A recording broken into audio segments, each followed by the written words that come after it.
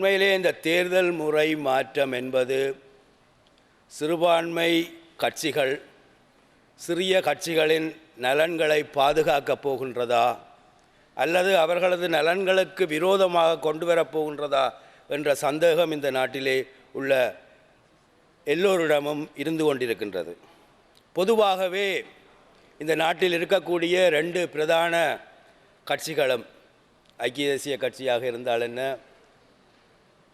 ஸ்ரீலங்கா சுதந்திர கட்சியாக இருந்தால் என்ன, இந்த 2 கட்சிகளும் அடிக்கடி சிறுபான்மையினரின் நலன்களை பாதிக்காத வகையில்தான் தேர்தல் திருத்தத்தை கொண்டு வருவோம் என்று அறிக்கைகளுக்கூடாகவும் ஊடகங்களிலும் தெரிவித்து கொண்டிருக்கின்றார்கள்.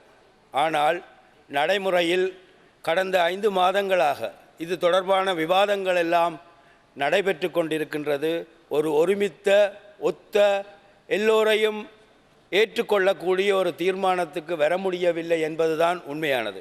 இங்கே சிறுபான்மை மற்றும் சிறிய கட்சிகள் பல தடவைகள் ஒன்று கூடி இந்த 2 பிரதான கட்சிகளின் மக்களின் நலன்கள் பாதிக்கப்படாது தேர்தல் முறையில் மாற்றம் கொண்டு வர வேண்டும் என்பதை வலியுறுத்தி இருக்கின்றார்கள். அப்படி சிறுபான்மை மற்றும் சிறிய கட்சிகளின் நலன்கள் பாதிக்கப்படும் முடிவுகள் இந்த திருத்தச் சட்டத்தில் 20வது திருத்தச் சட்டத்தில் ஏற்படுத்தப்படுமாயின் ஒட்டுமொத்தமாக எல்லோரும் இணைந்து இந்த திருத்தச் சட்டத்துக்கு எதிராக வாக்களிப்பது என்ற நிலைப்பாட்டை கூடி சிறுபான்மை மற்றும் சிறிய கட்சிகள் எடுத்திருக்கின்றார்கள்.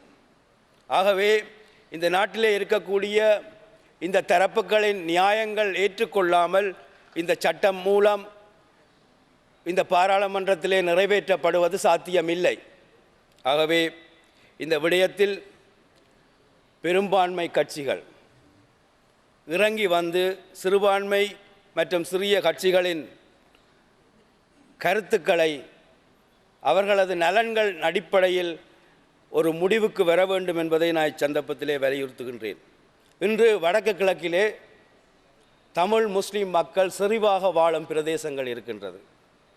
அந்த செறிவாக வாழும் தமிழ் முஸ்லீம் மக்களின் பிரதிநிதித்துவம் பாதுகாக்கப்பட வேண்டும்.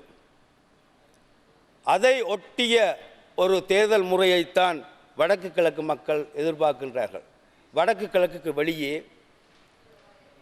பரவலாக செறிவுத்தன்மையற்ற முறையில் வாழும் சிறுபான்மை சமூகங்கள், குறிப்பாக தமிழ் முஸ்லீம் மலேக மக்கள் தங்களுக்குரிய பிரதிநிதித்துவத்தின் உறுதிப்பாடு தொடர்பாக சந்தேகம் கொண்டிருக்கின்றார்கள்.